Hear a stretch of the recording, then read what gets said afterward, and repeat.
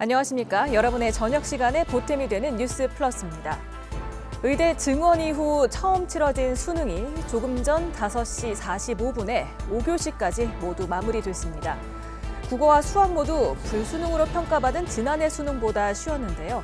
과목별 까다로운 한두 문항에서 판가름 날 것으로 보입니다. 잠시 뒤 이슈 플러스에서 분석해 보겠습니다. 먼저 오늘의 주요 뉴스부터 정리해드립니다. 세 번째 김건희 여사 특검법이 국회 본회의를 통과했습니다. 표결에 불참한 국민의힘은 특별감찰관 추천 절차를 진행하기로 했습니다. 공천 개입 의혹의 핵심 인물인 명태균 씨와 김영선 전 의원이 영장 심사를 받고 있습니다. 두 사람 모두 혐의를 부인하고 있는데 구속 여부는 오늘 밤 늦게 결정될 전망입니다. 2025학년도 수능 시험이 모두 마무리됐습니다. 국어와 수학 모두 전반적으로 평이했다는 분석인데 의대 증원과 맞물려 최상위권 변별력 확보에 대한 우려도 나옵니다. 삼성전자 주가가 5거래일 연속 하락한 끝에 4년 5개월 만에 4만 원대로 추락했습니다. 외환 당국의 고두 개입에도 환율은 1,400원대를 유지했습니다. 배달 플랫폼과 입점업체가 중개 수수료를 내리는 방안에 합의했습니다. 현재 9.8%이던 수수료율이 입점업체 매출액에 따라 2에서 7.8%로 차등 인하됩니다. 이재명 민주당 대표의 공직선거법 위반 혐의 사건 1심 선고를 하루 앞두고 여야 대치가 격해지고 있습니다. 법원은 안전사고에 대비해 보안을 강화했습니다.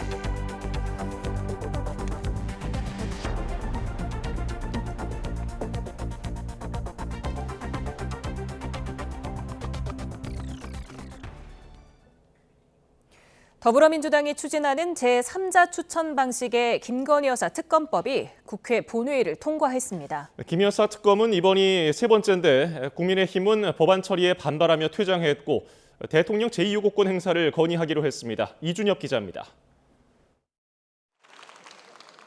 민주당이 추진하는 세 번째 김건희 여사 특검법이 야당 단독으로 국회 본회의에서 통과됐습니다. 여당도 범야권도 이탈표 없이 표결이 이뤄지며 191명 재석에 191명이 찬성표를 던졌습니다. 윤석열 대통령 배우자 김건희의 주가 조작 사건 등의 진상규명을 위한 특별검사 임명 등에 관한 법률안에 대한 수정안은 가결되었음을 선포합니다. 이번 김 여사 특검법은 대법원장이 후보 4명을 추천한 뒤 야당이 2명을 추리고 이 가운데 대통령이 1명을 임명하도록 했습니다. 다만 야당엔 재추천을 요구할 수 있는 비토권을 부여했습니다.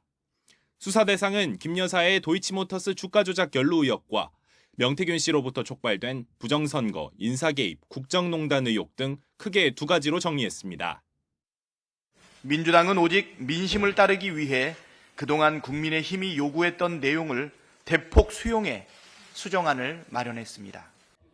국민의힘은 대법원 재판 중인 사건에 대한 특검을 대법원장이 임명하는 등 최소한의 법리 검토도 되지 않았다며 퇴장한 뒤 표결에 불참했습니다. 또 특검은 이재명 대표의 방탄 목적이라며 윤석열 대통령에게 제2요구권, 즉 거부권 행사를 적극 건의하겠다고 밝혔습니다. 2개만 특검하는 이 장면이 저는 그동안 민주당이 주장한 의혹들이 가짜이고 엉터리 법안이었다는 것을 명확히 드러내는 것이라고 생각합니다. 윤 대통령의 제2요구권 시한은 정부로 이송되고 보름 뒤까지입니다. 야당은 오는 28일 재표결까지 마무리하겠다는 방침이어서 여야는 이미 제2요구권 행사까지 염두에 두고 거센 신경전을 벌이고 있습니다.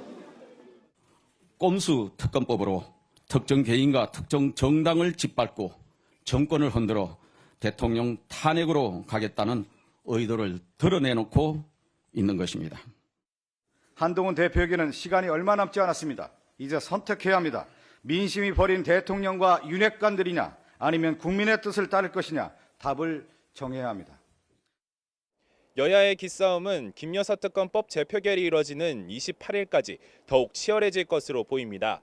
명태균 씨 관련 의혹 추가 제기 여부나 여권 내부 상황이 재표결 결과의 주요 변수가 될 것으로 보입니다. YTN 이준엽입니다. 국민의힘은 친윤계와 친한계를 중심으로 당내 이견을 보여왔던 특별감찰관 임명 문제를 두고 국회 추천 절차를 당론으로 진행하기로 했습니다. 추경호 원내대표는 구체적인 진행은 원내대표가 일임하기로 했다며 이같이 밝혔습니다. 이어 비공개 의원총회에서는 표결 없이 한동훈 대표의 설명과 함께 의원들이 박수로 전원 동의를 표했다고 설명했습니다. 공천 개입 의혹의 핵심 인물 명태균 씨와 김영선 전 국민의힘 의원이 창원지방법원에 출석해 영장 실질 심사를 받고 있습니다. 두 사람 모두 혐의를 인정하지 않고 있는데 구속 여부에 관심이 집중되고 있습니다. 차상은 기자입니다. 공천 개입 의혹을 받는 명태균 씨가 영장 실질 심사를 받기 위해 법원에 들어섭니다. 취재진 질문이 이어졌지만 입을 굳게 다물었고 김영선 전 의원을 이준석 의원에게 부탁한 게 맞습니까? 이준석 의원이랑 언제 마지막으로 만나셨습니까? 어디로 가야 돼요? 김영선 전 의원으로부터 받은 돈은 공천 대가가 아니라 빌려준 돈을 받은 것이라는 주장을 변호인 의견서를 통해 밝혔습니다. 명 씨와 함께 구속영장이 청구돼 출석한 김 전 의원도 혐의를 부인하는 취지의 말을 남기고 법정으로 향했습니다. 살인자가 같은 버스 타다가 내렸다고 해갖고 같은 버스에 탄 사람이 살인자다, 그런 구속영장이기 때문에.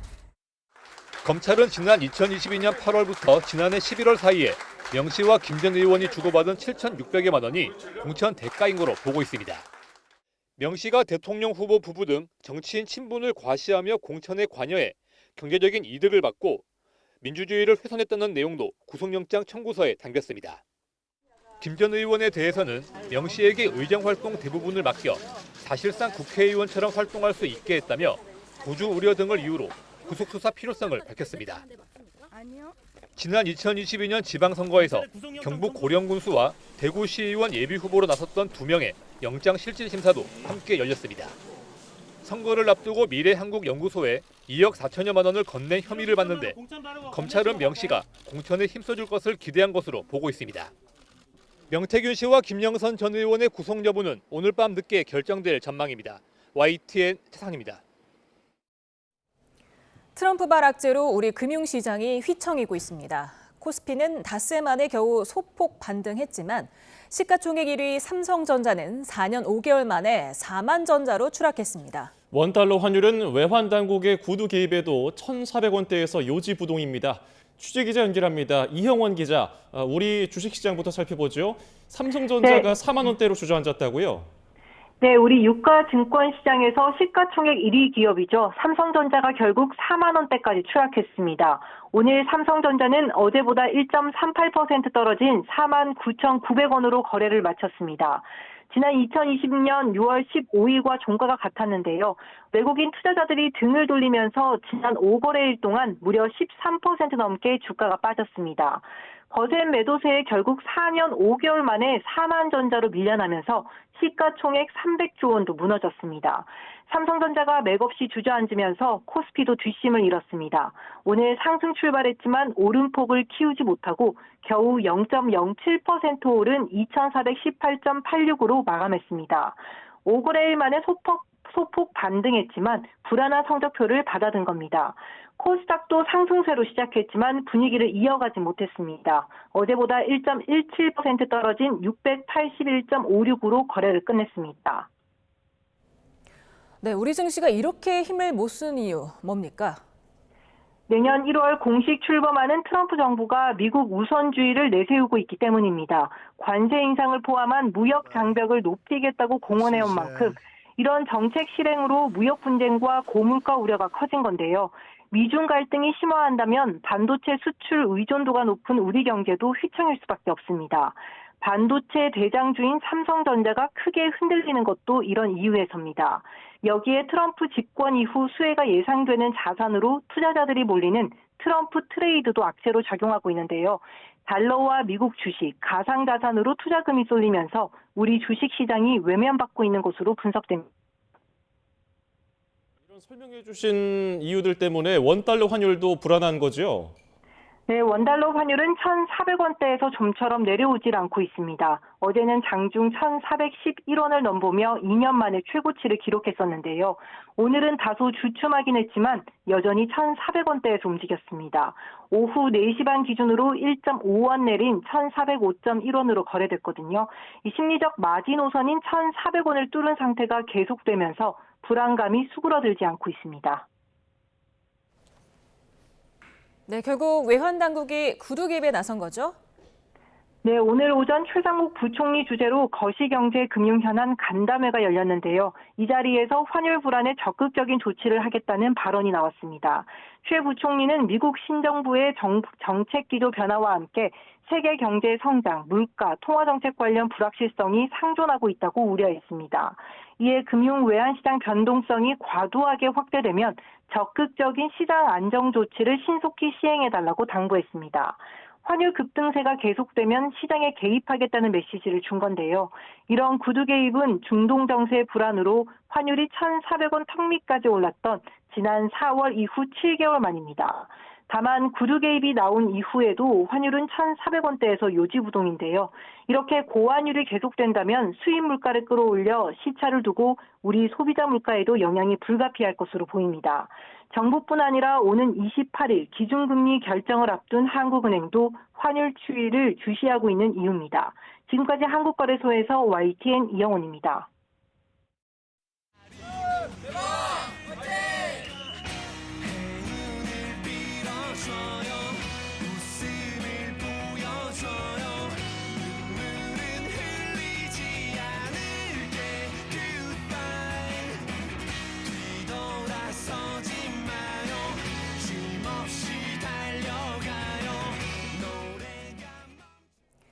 전국 1,200여 개 시험장에서 치러진 2025학년도 대학 수학능력 시험이 종료됐습니다. 네, 오전부터 마음 졸이고 있던 52만 수험생과 가족들은 홀가분한 마음일 텐데요. 오늘 자유 시간을 만끽하려는 수험생들도 많을 것 같습니다. 현장에 나가 있는 취재기자 연결해보죠. 표정호 기자. 네, 서울 홍대 거리에 나와 있습니다. 네, 사람들이 꽤 보이는 것 같은데 분위기 좀 어떻습니까? 네, 시험이 끝나고 시간이 지날수록 수험생들이 모이면서 홍대 거리는 평일 저녁에도 붐비고 있습니다. 탐구 과목이 끝나는 시간부터 저는 이곳에 있으면서 수험생들을 만나보았는데요. 수험생들의 표정에는 밝은 웃음과 아쉬움이 교차하고 있었습니다. 다만 그래도 큰일을 치렀다는 마음에 오늘만큼은 해방감을 즐기겠다는 반응이었습니다. 곳곳의 상가에서는 수험 수고한 학생들을 위해 다양한 이벤트를 진행하고 있었습니다. 수험생들은 친구들과 허기를 달랜 뒤에 사진을 찍으며 추억을 남기기도 하는 모습이었습니다. 예, 들뜬 수험생들이 많이 모인 만큼 안전에도 주의를 해야 할 텐데요. 경찰들도 배치가 됐습니까? 네, 그렇습니다. 거리에서는 평소보다 더 많은 경찰관과 순찰차들을 볼 수 있었습니다. 제가 있는 이곳 홍대 그리고 강남역, 건대 입구역 등 인파들이 많이 몰릴 것으로 예상되는 곳에서는 경찰은 학교 전담 경찰관 150여 명을 배치했습니다. 상가 밀집 지역 92곳에서 구청 등 유관기관과 민간 단체까지 나서 모두 600여 명이 학생들의 안전을 위해 대기합니다. 수능이 끝난 오늘부터 2월 9일까지 13주 동안 경찰은 청소년 선도보호 활동에 집중할 예정입니다. 방학 동안 학생들의 온라인 사용이 많아지는 점을 고려해 사이버 도박과 마약, 사기, 딥페이크 성범죄 등 청소년 온라인 범죄 4가지를 점검할 방침입니다.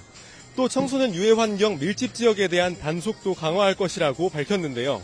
룸카페와 멀티방과 같은 밀폐된 공간에서 이뤄지는 탈선 행위를 예방하기 위한 것으로 보입니다. 이외에도 학교 밖 청소년 지원센터 등 위기 청소년을 관리한 기관과 연계해 선도 보호 활동을 진행할 방침입니다. 수험생들은 홀가분한 마음으로 수능을 치른 해방감을 즐기되 안전하게 시간을 보낼 수 있도록 유의하셔야겠습니다. 지금까지 서울 홍대거리에서 YTN 표정호입니다. 결전의 날인 수능 당일 수험생은 물론 학부모와 후배들까지 시험장에 모여서 응원을 보냈습니다. 자칫 시험 시간에 늦을 뻔한 학생들을 위한 긴급 호송 작전도 펼쳐졌습니다. 수능날 아침 풍경을 배민혁 기자가 담아왔습니다. 결전의 날을 맞은 선배들에게 힘을 북돋아주기 위한 후배들의 응원전이 펼쳐졌습니다. 화이팅! 화이팅! 수험생들은 실수 없이 실력 발휘를 할 수 있기를 바라며 떨리는 마음으로 수험장으로 향합니다. 그래도 1교시를 잘 봐야지 또 나머지가 또 편할 것 같아가지고 국어를 좀 제일 준비를 많이 했습니다. 몇 시간 뒤 자유시간을 상상하며 시험장에서 모든 힘을 쏟겠다고 다짐도 합니다. 수능 끝나고 자고 싶습니다. 맛있는 거 먹고 싶고 못했던 운동도 조금 더 하고 싶고. 힘내라며 자녀를 안아주는 부모님 얼굴에도 긴장이 가득합니다. 아이의 뒷모습을 하염없이 바라보고 두 손 모아 기도도 합니다. 그냥 엄마들 마음은 다 똑같을 것 같아요. 지금 오늘 실수하지 않고 문제 차분히 잘 읽고 잘 풀었으면 좋겠다 그런 마음. 중학교 때부터 고등학교까지 열심히 공부하고 대상 꼬진 한번 걸렸는데도 말 안 하고 열심히 잘 견뎌줘서 고맙다. 제이야 수능 화이팅! 수험생 호송 대작전도 펼쳐졌습니다. 입실 완료 시간 10분 전 애타는 수험생을 태운 순찰차는 8km를 9분 만에 달려 임무를 완수했습니다. 곳곳에서 입실 시간에 늦어 자칫 시험을 못 치를 위기에 처했던 수험생들이 주변의 도움으로 무사히 시험장에 도착했습니다. 오랜 노력이 결실을 맺을 수 있기를 지켜보는 모두가 수험생들을 응원했습니다. YTN 배민혁입니다. 네, 올해 수능은 의대 증원과 맞물려서 상위권 수험생들의 변별력 확보가 큰 과제로 평가되고 있습니다. 국어와 수학에 이어서 영어 역시 지난해 수능과 비교해 쉬운 수준으로 출제됐다는 분석이 나왔습니다. 취재 기자 연결해서 자세히 알아보죠. 이문석 기자, EBS 교사들은 영어 영역 시험을 어떻게 분석했습니까? 네, 시험 문제를 풀어본 EBS 현장 교사단은 영어 영역도 지난해 수능보다 쉬웠다고 평가했습니다. 단 지문과 선택지의 정확한 해석을 요구하는 문제가 많아서 변별력도 확보했다고 전했습니다. 또한 종합적인 이해력을 평가하는 문항과 인문, 자연, 문학 등 다양한 소재의 지문이 등장했지만 지나치게 전문적인 용어가 든 킬러 문항은 없었다고 분석했습니다. EBS 교재와 강의 연계율은 모든 과목 중 제일 높은 55.6%로 연계 체감도 역시 듣기와 말하기, 읽기, 쓰기 모든 부문에서 높았다고 설명했습니다. 교재와 비연계된 문제 역시 EBS 교재에서 자주 다루던 게임, 마케팅 같은 소재를 많이 활용해 수험생들이 친숙하게 느꼈을 거라고 했습니다. 종합적으로 볼 때 다소 쉬웠던 지난 9월 모의평가 출제 기조를 이어 학교 수업에서 크게 벗어나지 않는 문항으로 구성됐다고 평가했습니다. 네, 앞서 국어와 수학 영역이 지난해 수능과 비교해서 쉽게 출제됐다는 분석이 나왔는데 이렇게 되면 의대를 노리는 최상위권 수험생들의 변별력 문제가 나올 수 있지 않겠습니까? 네, 그렇습니다. EBS 현장 교사단은 국어와 수학 모두 지난해보다 쉬웠다고 분석했습니다. 특히 수학은 다소도 아니고 확실히라는 단어를 사용해 지난 9월 모의평가 수준에 가깝게 쉬웠다고 강조했습니다. 입시업계 분석도 크게 다르지 않습니다.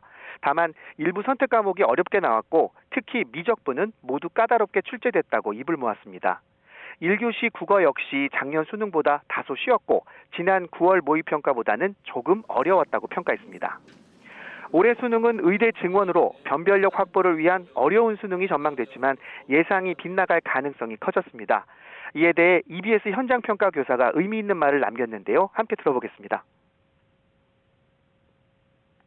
최상위권만을 위한 시험을 만들 수는 없습니다. 그 최상위권 사실 1%에 해당되는 인원들에 대한 시험 문제를 냈다라고 했었을 때 나머지 99% 학생들은 그 문제를 보면서 사실 박탈감을 느낄 수도 있는 부분이잖아요. 다만 분석대로 쉬운 수능 결과가 나온다면 크게 늘어난 의대 지원 최상위권 수험생들의 변별력을 어떻게 확보할 것이냐는 비판이 뒤따를 거로 보입니다. 지금까지 교육부에서 전해드렸습니다.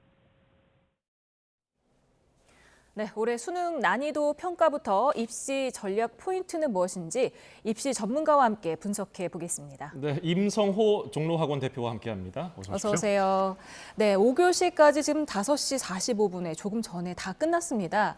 혹시 다 보셨는지요? 국어, 수학, 영어는 다 보고 오셨는지요? 국어, 수학은 다 봤고 지금 오면서 지금 그 영어를 지금 마지막까지 지금 쌤들이 지금 보고 계시는데 지금 전반적으로는 국어, 수학은 사실 그 1교시, 2교시 보면 선생님들도 의견이 조금 달라질 정도로 조금 반응이 나왔었는데 저희가 사실은 선생님들의 반응도 체크를 하고 또 금년도에 또 대학에 재학 중인 학생들도 표본 불러다 놓고서 시험을 또 치게 해보고 있고 또 고등학교 내년도에 3학년 올라가는 학생들이 오늘 지금 학교를 안 갔죠. 예. 그런 학생들도 표본 집단에서 지금 문제를 풀어보게 하고 이제 해봤는데 선생님들은 지금 지난해보다 좀 쉽게 출제되었다라고 얘기를 했는데 저희 이런 표본을 전체적으로 돌려봤을 때는 지난해보다 국어 같은 경우에는 100점 만점으로 봤을 때 한 9점 정도가 지금 더 점수가 잘 나오는 것으로 지금 체크를 되고 있으니까 한 4-5문제 정도 2점짜리로 봤을 때는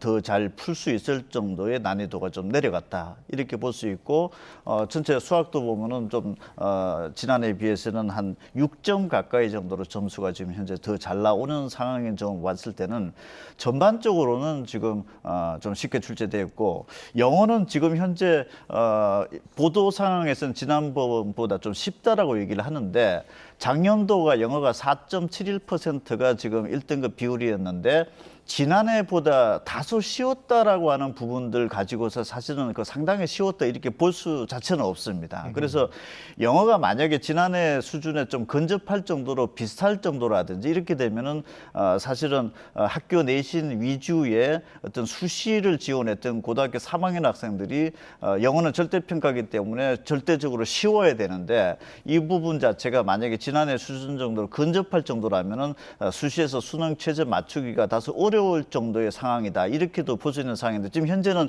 반응이 좀 엇갈리고 있는 상황이고 9월 달에는 영어가 거의 10%가 나왔죠. 예. 그 정도 상황까지는 좀 안 가는 걸로 봤을 때는 국어 수학은 현재 전반적으로 봤을 때는 조금 쉽게 출제된 것으로는 지금 현재까지는 저희는 지금 현재 보고 있습니다. 예, 저희 취재기자 전원에 따르면은 EBS에서는 전반적으로 좀 쉽다는 평이 많고요.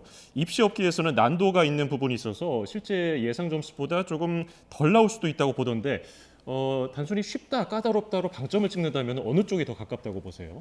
이게 구분이 좀 돼야 될 것 같습니다. 상위권한테는 아무래도 아주 치명적인 어려운 부분의 문제들은 없었다. 이런 부분들은 저희 선생님들도 그렇게 평가를 하고 있고 저희 또 표본을 돌려봤을 때도 좀 그런 부분들이 나타나고 있는데 다만 이제 중위권 때라든지 그 정도 때 학생들에게는 뭐 지문이라든지 이런 부분들은 또 쉬워졌고 아주 어려운 수학의 어떤 치명적인 문제가 작년도에는 정말 1%의 정답률도 안 나오는 문제들이 있었다라고 하면은 금년도는 그런 문제를 찾아보기는 좀 힘들었다라고 하면은 최상위권에서는 아무래도 조금 변별력이 크게 떨어진 거고 중위권 때는 그래도 오지선다에서 정답을 고른다라든지 이런 부분들은 여전히 질문 자체를 이해하고 정답을 찾는 과정은 까다롭다. 그래서 이게 온도차 어떤 그 어렵고 쉽고에 대한 온도차가 수준에 따라서 좀 달라질 수가 있고 작년도 같은 경우에는 아주 최상위권 학생들도 손을 뗄 수 없는 문제가 있었다라고 하면은 금년도는 그런 부분들이 많이 지금 사라진 것으로 현재까지는 파악되고 있는 상황입니다. 네, 한번 그 과목별로 좀 더 자세히 살펴보겠습니다. 그 보통 난이도가 높으면 표준 점수의 최고점이 상승하지 않겠습니까? 그래서 반대 경우는 낮아지는데 통상 120점대면은 좀 쉬운 시험, 그리고 140점 중후반이면 어려운 시험으로 평가됩니다. 지난해 국어가 수능이 150점이었는데 올해는 몇 점 정도로 예상할 수 있을까요?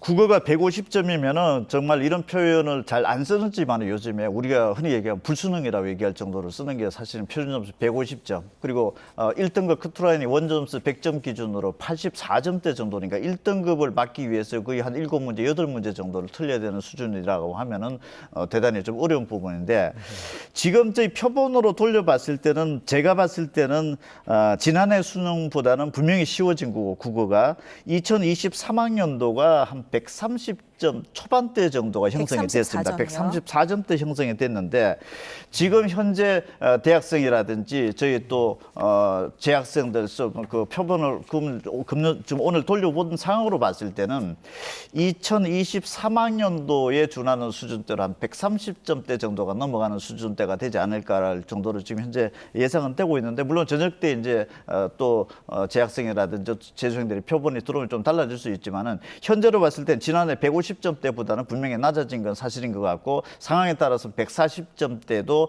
깨지면서 한 130점대까지도 조심스럽게 예측이 되는 상황입니다. 그러면은 최근에 9월 모의평가와 비교한다면은 조금 더 어려운 겁니까? 9월 모의평가는 사실은 만점을 받더라도 특별한 의미가 없을 정도였죠. 그리고 9월 평가 모의고사 때는 국어가 지금 합법과 작문을 선택을 한 학생들은 만점 한 개도 안 틀렸어야 1등급에 진입할 정도였었고 언어 매체를 미래를 선택한 학생들도 97점이 1등급 커트라인이었으니까 3점 문항 한 문제 정도 틀렸을 정도였고 또 표준 점수가 129점, 합격과 작문은 126점이 나왔을 때니까 최상위권 학생들은 다 잘 맞았고 1등급에 들어왔다 하더라도 동점자 분포가 많은 구간대에 다들 형성이 되었기 때문에 예. 한 개도 안 틀렸다 하더라도 좋은 대학에 합격에 안정적으로 갈 수 있는 구도는 아니었고 다른 과목이 어떻게 됐느냐에 따라서 결정이 될 수 있는 시험이었는데 그때보다는 조금 더 어려울 정도로 지금 현재 평가되고 있는 상황입니다. 네, 지금 국어와 수학은 공통 과목도 있고 선택 과목도 있지 않습니까? 그렇기 때문에 지금 말씀해 주신 뭐 화법과 작문 아니면 언어와 매체는 선택 과목인데요. 이번에는 수학을 한번 짚어보겠습니다. 수학이 지난해 수능 표준 점수 최고점이 148점이었는데 올해는 몇 점 정도로 예상하십니까? 지금 수학이 지난해 미적분이 148점이고 또 상대적으로 학률과 통계는 뭐 어렵게 출제되었다라고 하지만은 137점이었습니다.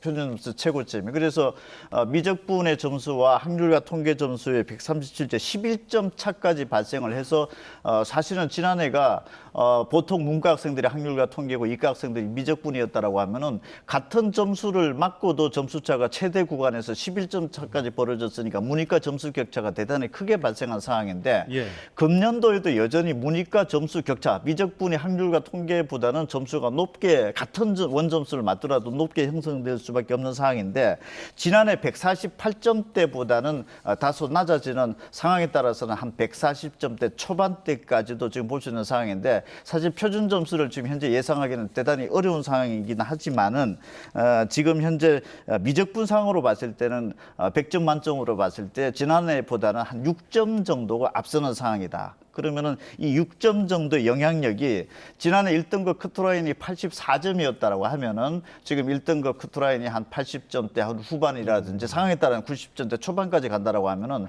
사실은 표준 점수도 그게 따라서 148점이 지난해였다라고 하면 그보다는 좀 많이 떨어질 가능성이 높다 이렇게 볼 수 있는 상황입니다. 예, 지난해 수능 때는 킬러 문항 논란이 있었잖아요. 22번인가로 기억을 하는데 이번에는 어땠습니까?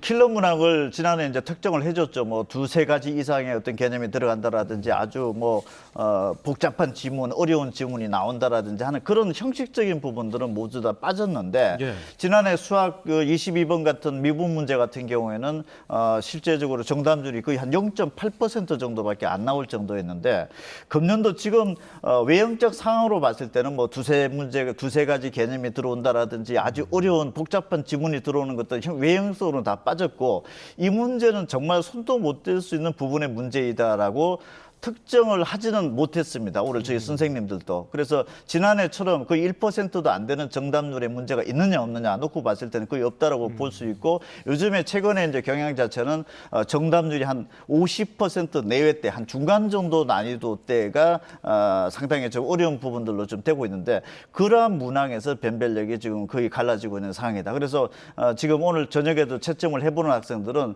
거의 두 가지 중에 보기 5개 중에서 보면 두 가지를 압축을 해놓고 어느 것이 정답일지를 상당히 좀 혼란스러워했던 그런 문항들이 변별력 확보로 들어갔고 뭐 지난해처럼 치명적인 어떤 그 예전처럼 킬러 문항으로 특정되는 문항은 현재까지는 발견되지 않았습니다. 네, 지금 수학이 공통 과목도 있지만 이제 선택 과목이 확률과 통계가 있고요. 미적분이 있고 기하가 있지 않습니까? 지금 미적분이 상대적으로 좀 까다롭게 출제됐다 이런 평가를 받고 있는데 의대를 가고 싶어하는 학생들은 미적분을 많이 선택합니까? 대부분의 이과 학생들은 미적분을 선택을 하고 기하 학생들은 뭐 극히 드뭅니다. 그래서 미적분이 지금 어렵게 출제되느냐 쉽게 되느냐 이게 나오는데 사실 지금 현재 이 시점에서도 미적분이 지난해에 비해서 지금 뭐 어렵게 출제됐다. 지금 현재 얘기로는 상대적으로 학률과 통계의 어떤 그 선택 과목 문항이죠. 지금 8문제, 30문제 중에서 8문항이 학률과 통계 8문제가 있고 미적분 8문제가 있는데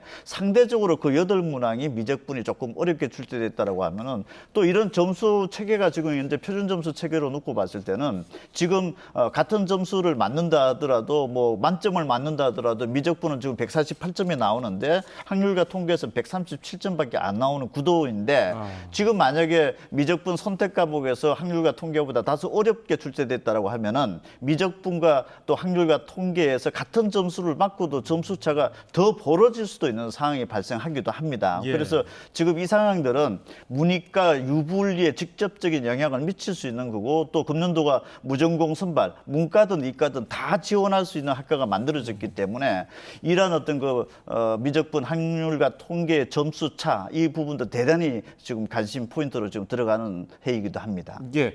한 1시간 전쯤에 그 문제지가 공개된 영어 영역, 이 지난해 수능보다 쉽게 출제됐다는 조금 전 취재기자 전원이 있었는데 변별력 확보에는 문제가 없을까요?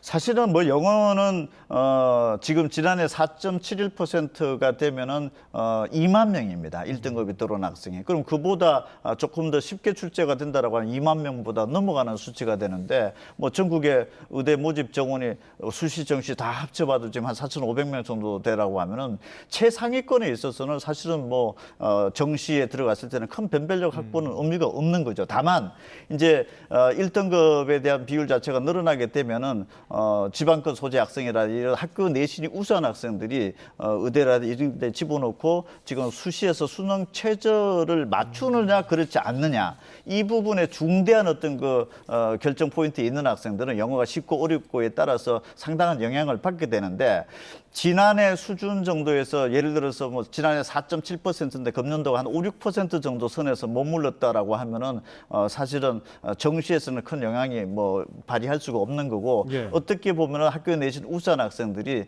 수능 최저를 못 맞출 가능성은 조금 더 높아진 것이다 이렇게 볼 수 있고 국어하고 수학은 상대평가이기 때문에 쉽게 출제되든 어렵게 출제되든 1등급, 2등급이 4%, 11% 정해진 거죠. 그러니까 쉽고 어렵고에 따라서 수시에서 수능 최저 등급 확보가 유리하다, 불리하다 이런 부분들을 특정할 수는 없습니다. 네. 이번에 졸업생 응시 수가 21년 만에 가장 많지 않았습니까? 2,042명이 늘어났는데 이 부분은 어떤 영향을 미칠까요? 원래는 그 작년도의 고3 학생 수가 그 전에 비해서 한 3만 6천 명 정도가 줄었었죠. 그러면 3만 6천 명 정도가 줄었다라고 하면은 금년도 재수생은 일반적인 상황이었다라고 하면 한 15,000 명대 정도가 줄었어야 되는 게 정상인데 오히려 한 2천 명이 늘어났다라고 하는 것은 대단히 이례적인 거죠. 그러면은 이런 이례적인 상황의 배경에는 의대 모집 정원 확대라는 이슈가 있었던 거죠. 그러면은 의대 모집 정원 확대가 이슈가 있는 상황에서 21년 만에 최고치로 올라갔고 그다음에 6월 달에 지금 시험을 보지 않았던 N수생들이 오늘 시험장에 나온 학생들이 9만 3천 명입니다. 예. 그러면은 이들의 학생들을 우리가 이제 반수생으로 추정을 하는데 지금 상위권 대학에 이공계 다니는 학생들 중에서도 의대를 다시 재도전한다라든지 그다음에 지금 현재 의대에 지금 다니고 있으면서 휴학 중인 학생들이 재도전을 한다라든지 이렇게 되면은 단순하게 그 N수생이 늘어났다라는 것 중에서도 수준 높은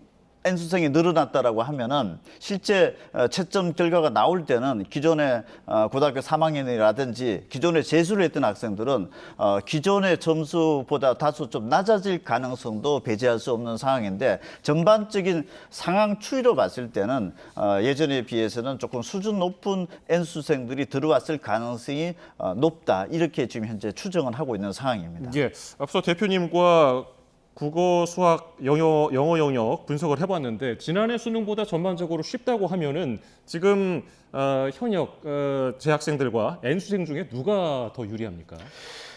지금 그 최상위권 학생들은 만약에 지금 현재 추세대로 쉽게 반응이 나오고 쉬운 결과가 실제적인 상황이었다고 하면은 1등급 내에서 점수 구간대 분포 자체가 좁혀져서 동일 점수 때 동점자 학생 구간이 지금 현재 많아진다는 얘기가 되는 거고 수능이 다소 쉽게 출제된다 하더라도 지금 추세로 놓고 봤을 때는 최상위권에는 아무래도 쉽게 출제되고 실수를 줄이는 부분들도 제가 봤을 때는 N수생이 많지 않겠느냐. 그러면은 쉽게 출제되었다 하더라도 전반적인 상위권에서의 N수생 비중 자체는 오히려 좀 늘어날 가능성도 있다. 그러면은 국어 수학 상대평가에서 쉬워져서 상위권 학생들은 N수생들이 좀 많을 것 같고, 다만 영어가 아주 극단적으로 쉬워지지 않는 이상에는 사실 고3, 고등학교 3학년 학생들이 상위권 등급 확보 과목이 그다지 녹록하지 않은 거죠. 그래서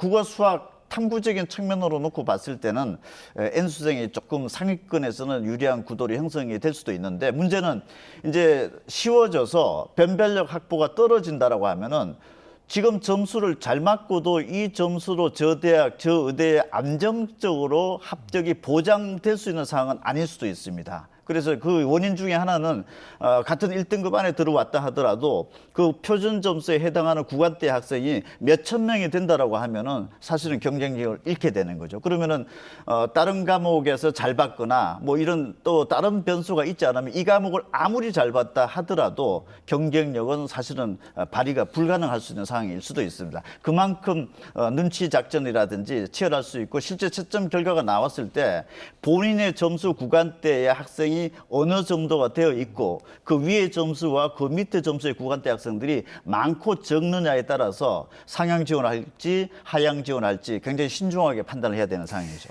네, 지난 수능은 불수능이라고 평가를 받았었고 올해 6월 모의평가도 굉장히 어려웠었는데 또 9월에는 굉장히 쉬워졌단 말입니다. 이번에는 난이도 조절에 좀 성공했다고 보시는지요?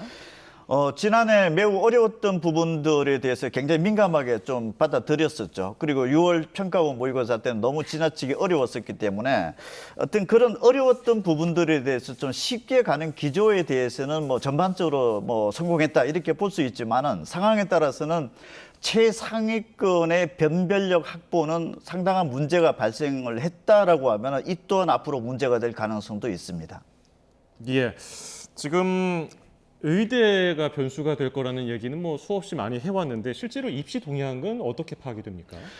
금년도 이제 의대 모집 정원이 확대가 되면서 의대 지원자 숫자가 수시에서 17,000명 정도 늘었죠. 그리고 의대 모집 정원이 수시에서만 지금 1,000명이 늘었기 때문에 전체적인 의대 지원자 수는 줄었지만 의대 경쟁률 자체는 하락했습니다. 그만큼 의대에 들어가기가 쉬워졌다. 이렇게 지금 메시지 전달을 받을 수 있는 거고, 그다음에 서울권이든지 뭐 수도권 대학들이 대부분 수시 경쟁률이 높아진 상황입니다. 그만큼 의대 쪽으로 상위권 학생들이 쏠려가게 되면은 그 나머지 대학 일반학과의 합격선도 낮아질 것이다라는 기대 심리가 작동이 된 거죠. 그래서 지금 전반적으로 어떤 지원의 패턴 자체는 학교의 어떤 그 합격의 기대 심리, 상위권 대학의 합격의 기대 심리가 전반적으로 높아진 상황이다. 예. 그래서 지금 현재 수시 때도 다소 상향적인 지원 패턴이 나왔는데, 금년도 지금 현재 쉬워진 상태에서 실제 원점수 기준으로 봤을 때는 점수가 잘 받았다라고 하면은 지금 현재 정시도 실제 채점 결과가 12월 6일 나오기 이전까지는 나름의 어떤 그 상향 지원의 패턴을 생각할 수 있는 학생들도 일단 층 자체는 많아진 것이 아니냐 이렇게 볼 수도 있는 상황입니다. 늘어나는 무전공 선발도 주요 변수라고 하던데 이거는 어떤 얘기입니까? 지금 통합수능이 2022학년도 도입되면서 그 수학 부분에 있어서 문과 학생이 이과 학생들에 비해서 사실 1등급의 수학 들어온 학생들을 확률과 통계, 미적분 이런 쪽으로 구분을 해보면은 거의 95% 정도가 이과 학생들로 추정이 되고 있습니다. 그러면은 예전에는 이과에서 문과 교차 지원을 해서 들어오는 문과 침공 이런 부분들이 이제 이슈가 되기도 했었는데, 금년도부터는 무전공 선발 전형 유형 1, 유형 2로 나눠지는데, 유형 1 같은 경우에는 아예 문과, 이과 구분이 없습니다. 예. 그래서 들어와서 이과 학과를 갈 수도 있고 문과 학과를 갈 수도 있는데, 문제는 문과, 이과 학생들이 동시에 정시에 지원을 했을 때 점수 차가 같은 원점수를 맞더라도 이과 학생의 수학 점수에서 앞선다라고 하면은 수능 점수 위주로 선발하는 정시에서는 문과 학생들이 어떻게 길이 없는 거죠. 예. 그러면은 상황에 따라서는 문과, 이과가 동시에 지원하는 패턴의 유형 1 같은 경우에는 대부분의 합격생이 이과 학생이 독차지할 가능성도 배제할 수가 없는 거고, 또 유형 2 같은 경우에는 문과 내에서의 무전공, 이과 내에서 지원 이렇게 문과, 이과 구분해서 선발을 한다 하더라도 국어에서 언어 매체, 합법과 작문 중에서 지금까지 같은 점수를 맞더라도 언어 매체가 점수가 앞섰습니다. 겁니다. 그러면 동일 계열 내에 지원하더라도 내가 언어와 매체를 선택한 학생이냐, 합법과 작문을 선택한 학생이냐, 같은 100점을 맞고도 점수 차이가 발생을 한다라고 하면은 거기에서도 어떤 지원이 상당한 고민이 발생하는 학생들이 발생할 수밖에 없죠. 그래서 금년도에도 통합수능에서 국어 수학에서 선택 과목 간 점수차가 얼마나 발생하느냐, 무전공 선발이 전면 도입 확대된 첫 해년도이기 때문에 정시에서 상당한 변수가 될 수 있습니다. 알겠습니다. 오늘 치러진 수능과 관련해서 임성호 종로학원 대표와 짚어봤습니다. 고맙습니다. 감사합니다.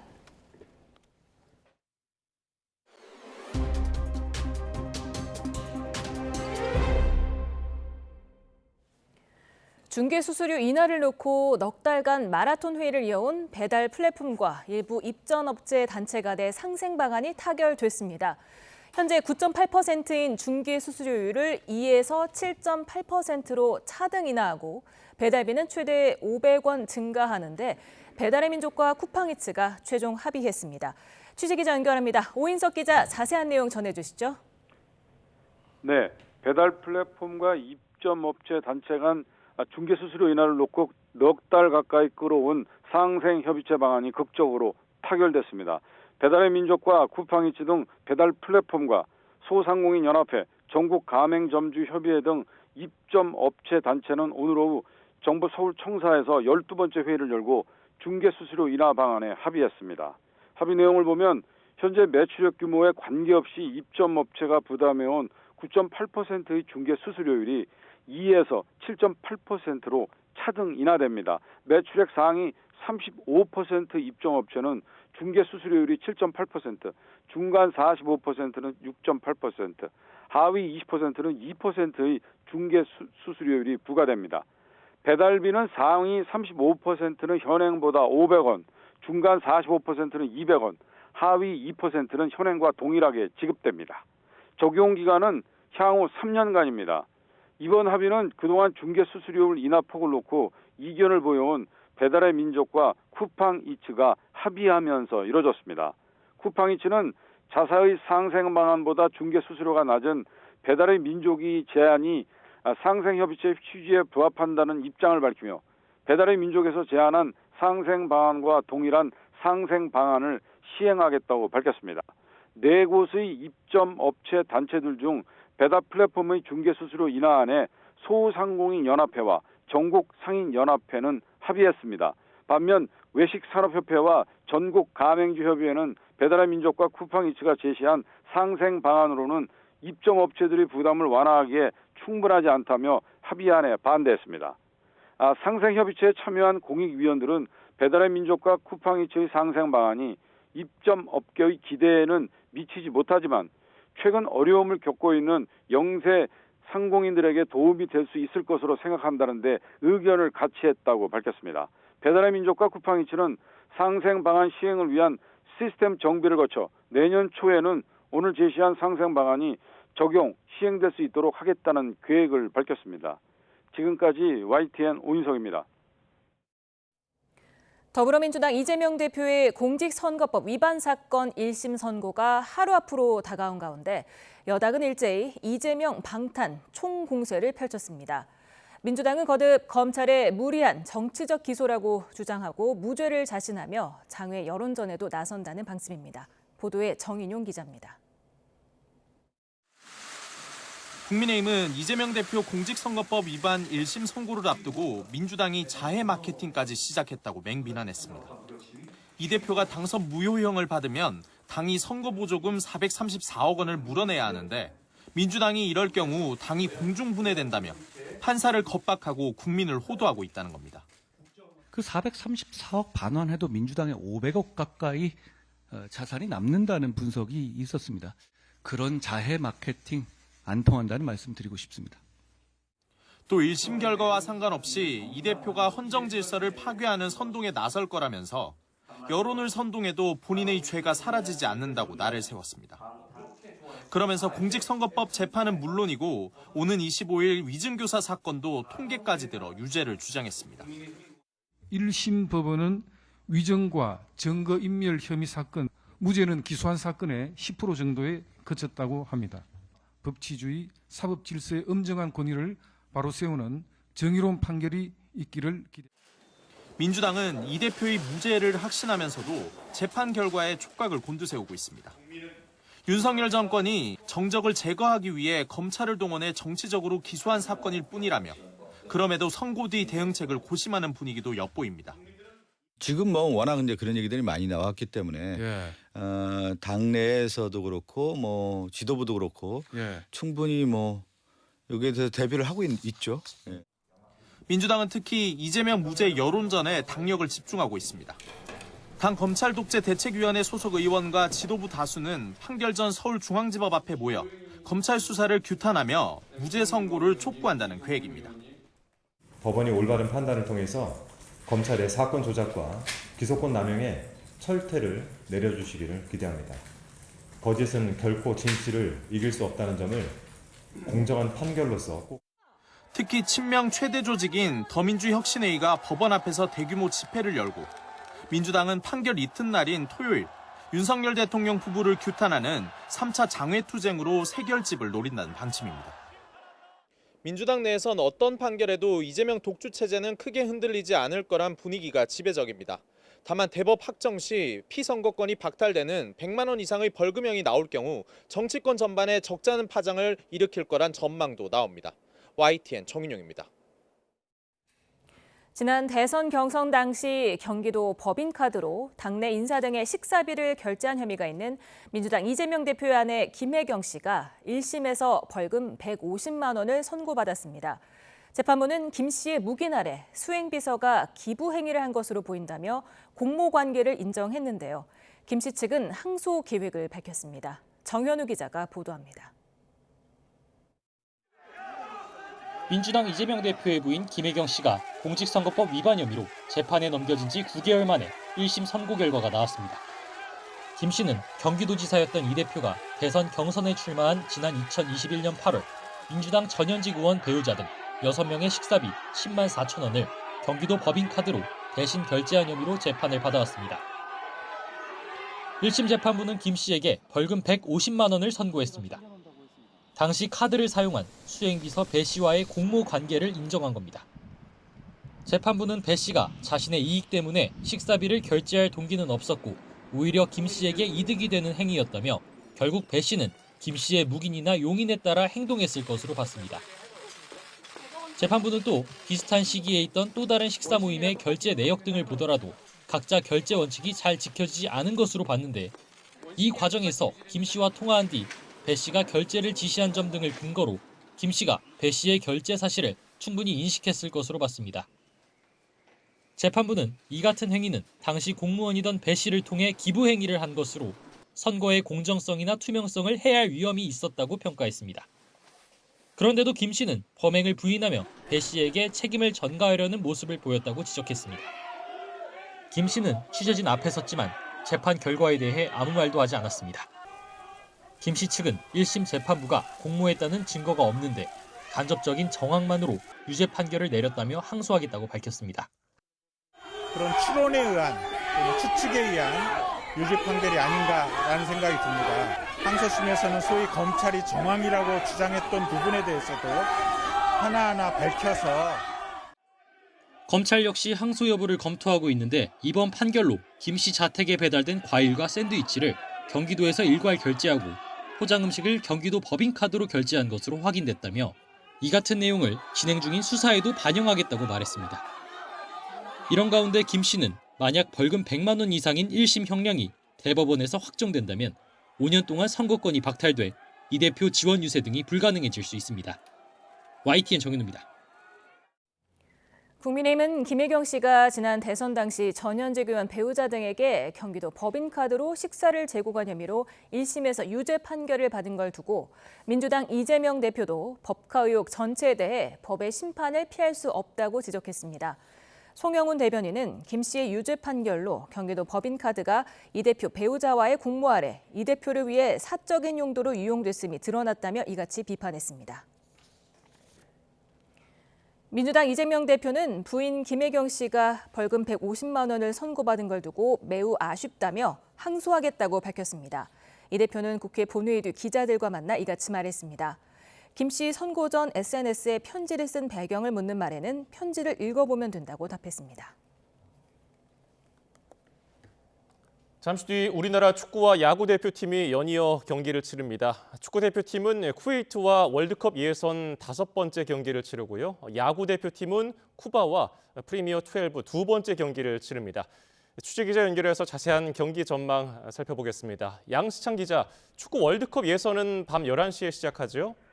네, 홍명보 후에 쿠웨이트와의 월드컵 3차 예선 5번째 경기인데요. 말씀대로 킥오프는 밤 11시입니다. 일단 객관적인 전력에서 우리나라가 앞서 있습니다. 통산 12승 4무 8패인데 지난 2000년 아시안컵에서 진 뒤로는 8경기에서 7승 1무로 한 차례도 승리를 빼앗기지 않았습니다. 이번 월드컵 예선에서 이 3승 1무로 순항 중인 홍명보호와 달리 쿠웨이트는 예선 4경기 동안 한 차례도 이기지 못했습니다. 다만 까다로운 상대로 꼽히는 요르단, 이라크와 비긴 건 우리가 조심해야 할 부분입니다.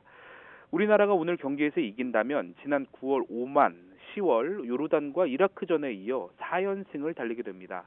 또 오는 19일 팔레스타인전까지 이기면 이 11회 연속 월드컵 본선 진출에 7부 능선을 넘는다고 봐도 무방하겠습니다. 무엇보다 오늘 경기는 캡틴 손흥민의 대표팀 복귀전이죠. 손흥민이 오랜만에 태극마크를 달고 경기장을 누빌 텐데 오늘 경기에서 골을 넣으면 50골로 황선홍 전 감독과 함께 A매치 최다골 2위로 올라서게 됩니다.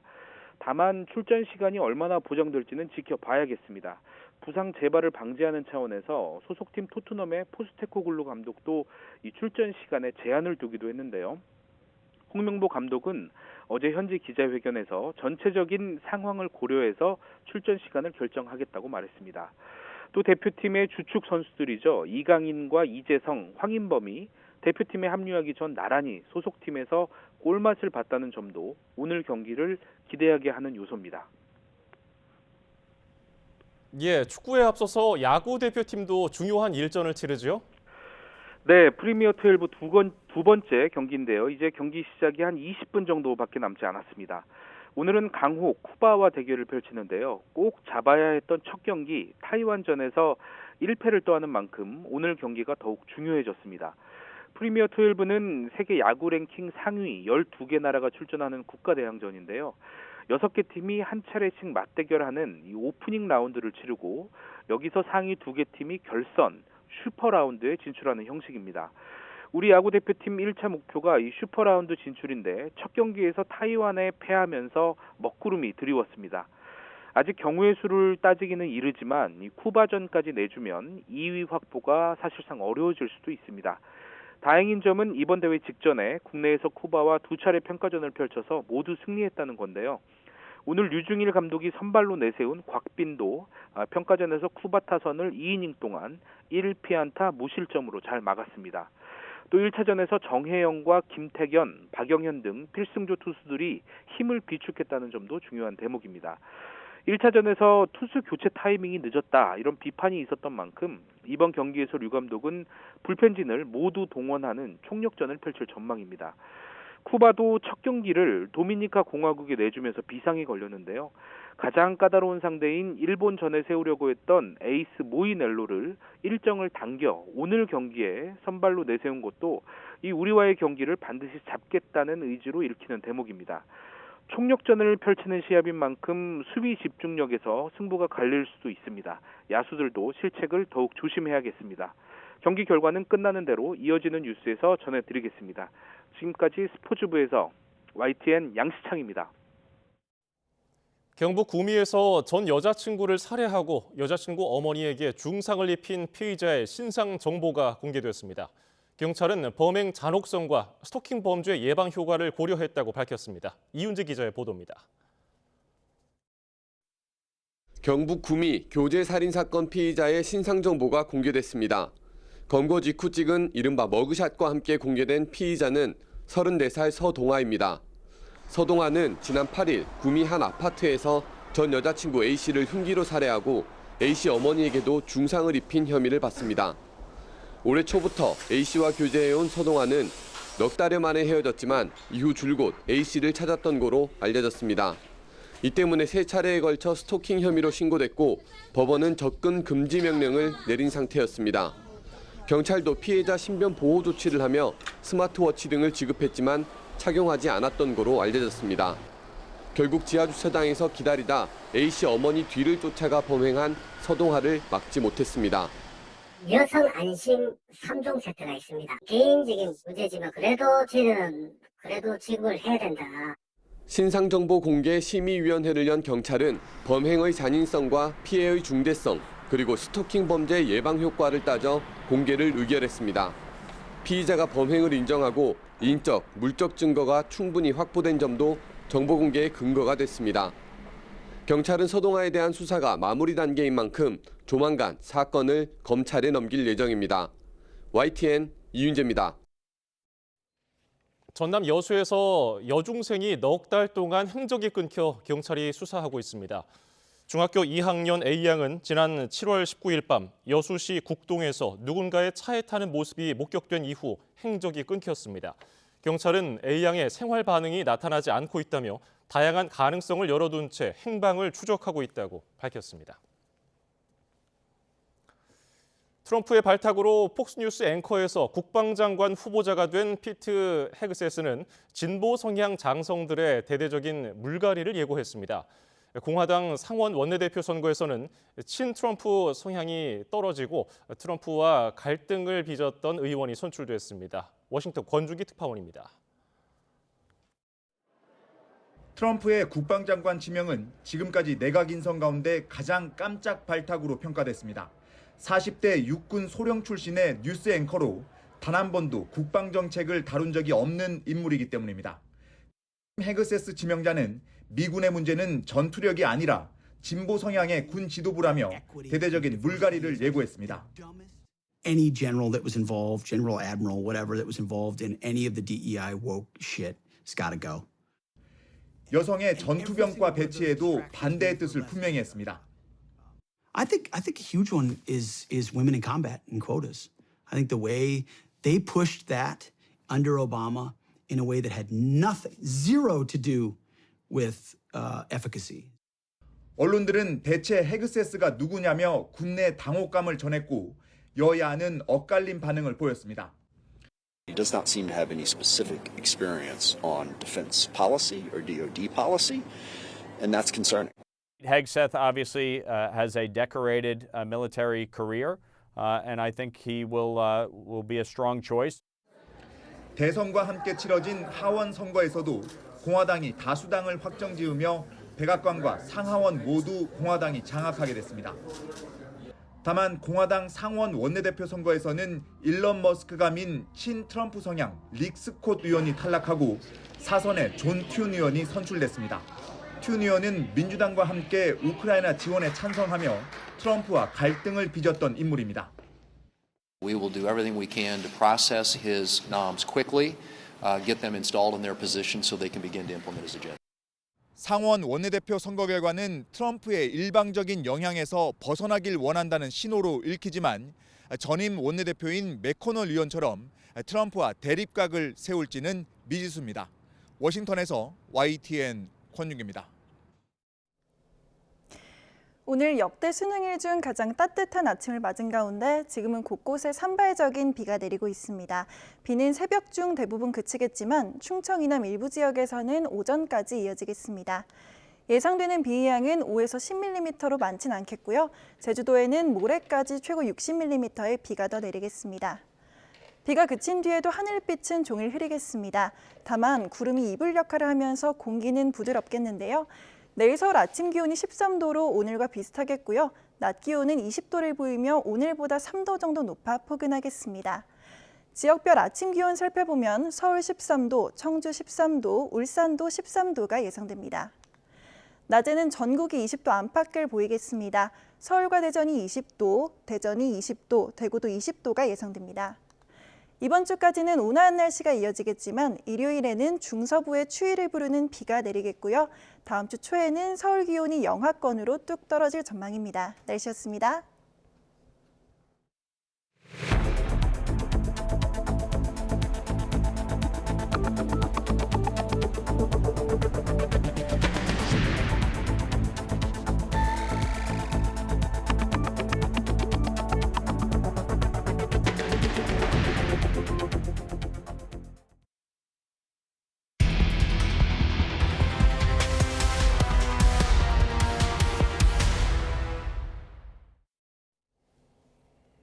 YTN은 서민들의 삶을 벼랑 끝으로 내모는 악랄한 불법 추심의 실태를 연속 보도하고 있습니다. 오늘은 마치 범죄 조직처럼 온라인 단체 대화방을 만든 뒤에 피해자들의 정보를 공유하고 소액 급전 대출자들을 노리는 불법 추심 행태를 고발합니다. 부장원 기자입니다.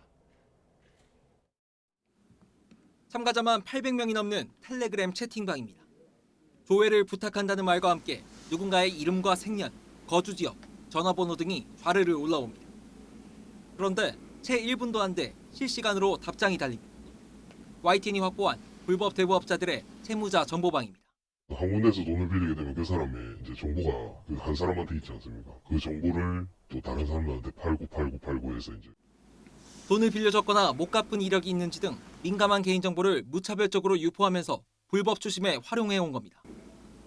이런 채무자 정보방은 취재진이 확인한 곳만 3곳, 참가자만 수백 명에 달했고 까다로운 인증을 거쳐 운영됐습니다. 특히 빚을 못 갚은 채무자의 민감한 사진 등도 여기저기 공유됐습니다. 신분증 사진을 받으니까 그걸 보면서 저희들끼리 이제 아오 하면서 사채업자들은 이렇게 정보를 나누며 소액 급전대출자들을 주요 목표물로 삼았습니다. 취재진이 만난 회사원 A씨도 단돈 20만 원 때문에 악몽이 시작됐습니다.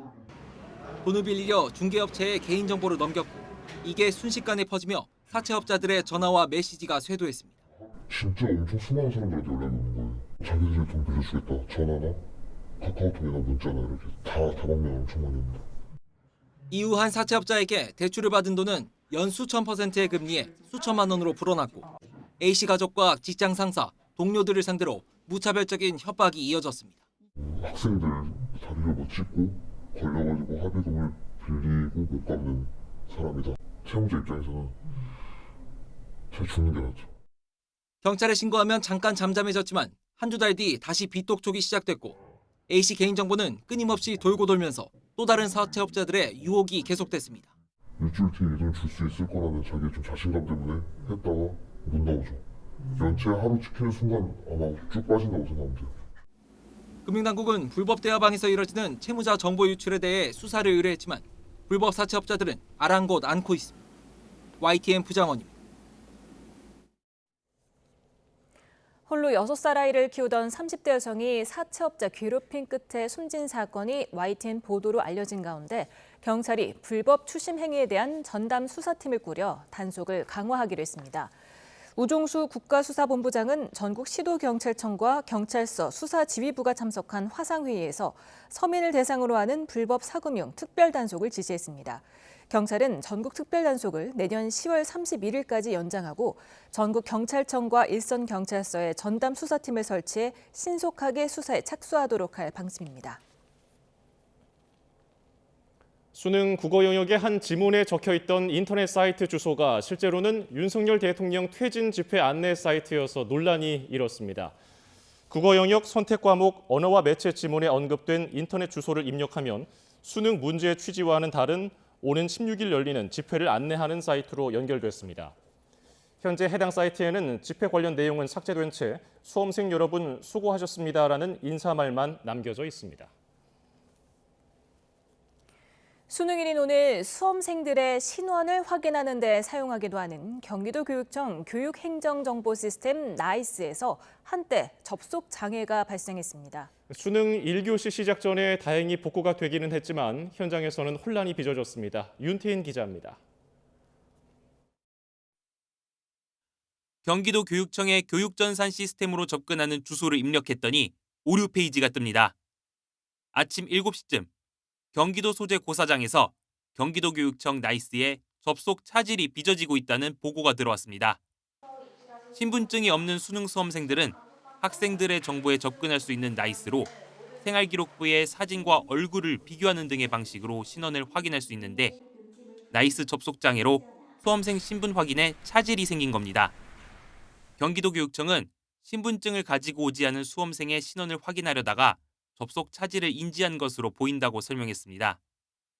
또 나이스는 VPN으로 우회 접속이 가능하다며 각 고사장에도 VPN으로 나이스에 접속하라고 안내했다고 덧붙였습니다. 수능 1교시 시작 직전인 아침 8시 20분 서버를 다시 부팅하는 방식으로 나이스가 복구됐지만 접속 차질로 고사장은 한때 혼란을 빚었습니다. 교육부는 평상시 나이스의 사용자가 몰려서 무리가 가는 걸 방지하기 위해 도입한 클라우드 서비스에 문제가 생긴 것으로 보고 자세한 장애 원인을 파악하고 있습니다.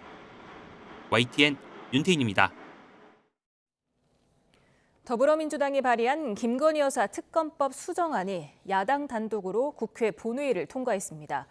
수정안은 특검 수사 범위를 김 여사의 도이치모터스 주가 조작 연루 의혹과 명태균 씨 관련 의혹으로 압축하고 특검 후보 1차 추천권을 대법원장에게 주는 내용이 핵심입니다. 국민의힘 의원들은 특검법이 본회의에 상정되자 모두 퇴장하고 표결에 참여하지 않았습니다. 김건희 여사 특검법이 국회 본회의를 통과한 건 지난해 12월과 지난 9월에 이어 이번이 세 번째입니다.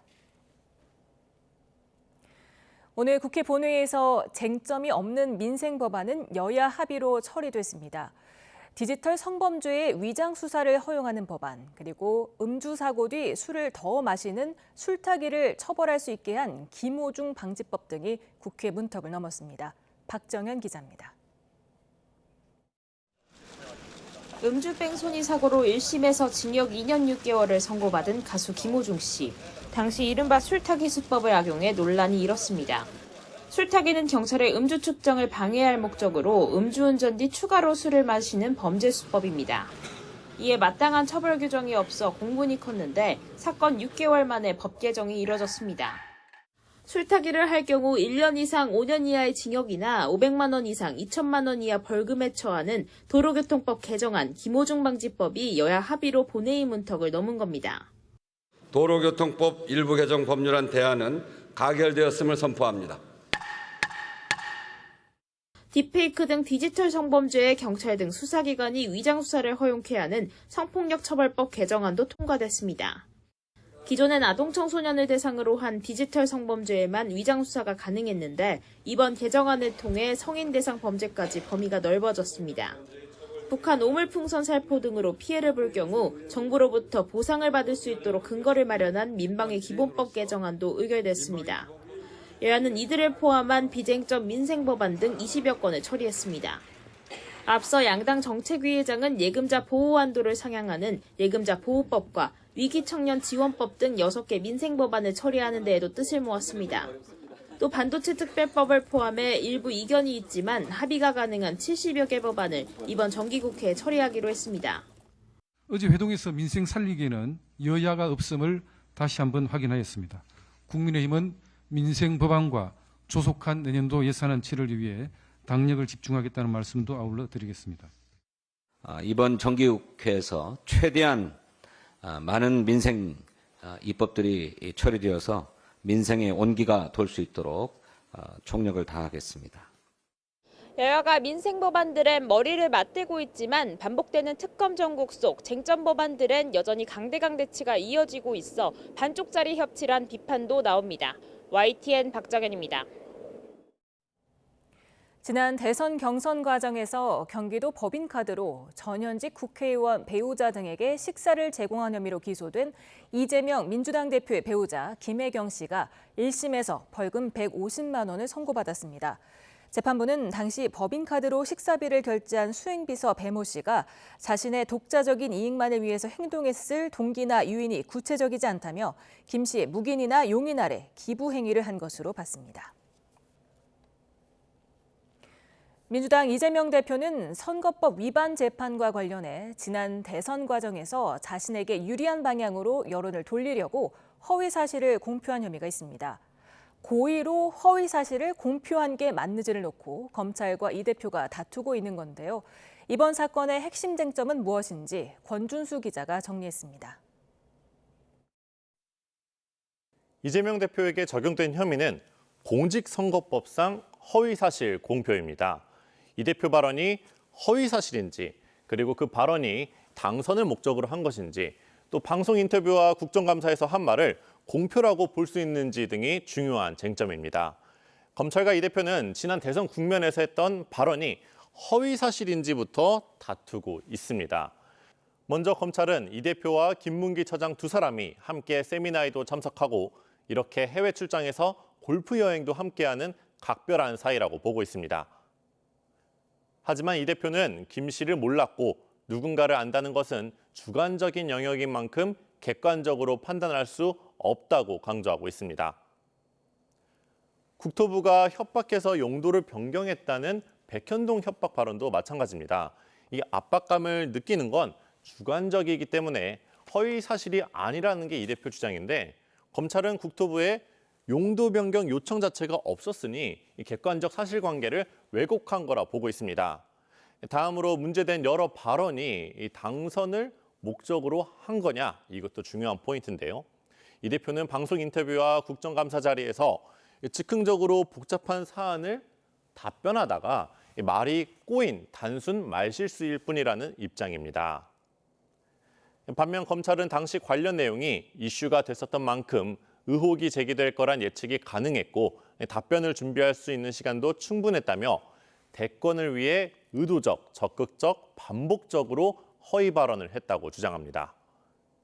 또 방송 인터뷰와 국정감사에서 한 발언이 일방적으로 알린 공표로 볼 수 있느냐 역시 쟁점이 되고 있습니다.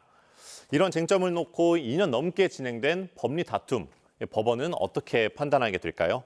YTN 권준수입니다. 일본군 위안부 피해자 후원금을 횡령한 혐의로 재판에 넘겨진 윤미향 전 의원에게 징역형의 집행유예가 확정됐습니다. 기소 4년 만에 의원직 상실형이라는 최종 결론이 나왔지만 재판이 지연되면서 윤 전 의원은 임기를 모두 채웠습니다. 신지원 기자가 보도합니다. 지난 2020년 5월 이용수 할머니는 위안부 피해자를 위한 후원금이 제대로 쓰이지 않고 있다고 폭로했습니다. 정문 할머니들한테 쓰는 게 아니고 도대체 어디 쓰는지 쓰는 적이 없습니다. 이후 한국정신대 문제대책협의회 대표를 맡은 윤미향 전 의원이 시민단체 후원금을 횡령해온 사실이 드러나며 지난 2020년 9월 재판에 넘겨졌습니다. 2년 5개월 만인 지난해 2월 1심에선 사용처가 입증되지 않은 1,700여만 원만 횡령액으로 인정되면서 벌금 1,500만 원이 선고됐습니다. 그러나 항소심은 업무상 횡령액을 8천만 원 가까이 인정했고 김복동 할머니 조의금 명목으로 1억 2천여만 원을 개인 계좌로 모금해 다른 용도로 사용한 혐의도 유죄라고 보고 징역 1년 6개월에 집행유예 3년을 선고했습니다. 앞으로 판결문을 상세하게 검토해서 상고를 통해서 제 무죄를 다시 한번 입증을 해나가려고 하고. 윤 전 의원은 계속해서 무죄를 주장했지만 대법원은 2심 판단에 법리적 오해가 없다며 유죄를 확정했습니다. 기소 4년 만에야 최종 결론이 나온 건데 의원직 상실형인 금고 이상의 형이 확정됐지만 임기가 끝날 때까지 재판이 마무리되지 않으면서 윤 전 의원은 지난 5월 정상적으로 임기를 마쳤습니다. YTN 신지원입니다. 대법원에서 이처럼 유죄 확정 판결이 나왔지만 윤미향 전 의원은 결백을 호소했습니다. 윤 전 의원은 대법원 판결이 부당하다며 위안부 피해자 인권과 명예를 회복하고 재발 방지를 위해 힘썼을 뿐인 만큼 자신과 동료는 무죄라고 강조했습니다.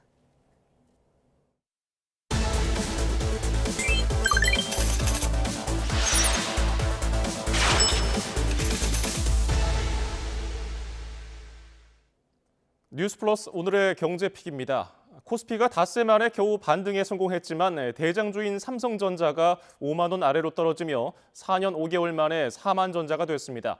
원달러 환율은 외환 당국이 구두 개입에 나섰는데도 불구하고 여전히 1,400원대 고공행진을 이어갔습니다. 류환홍 기자입니다.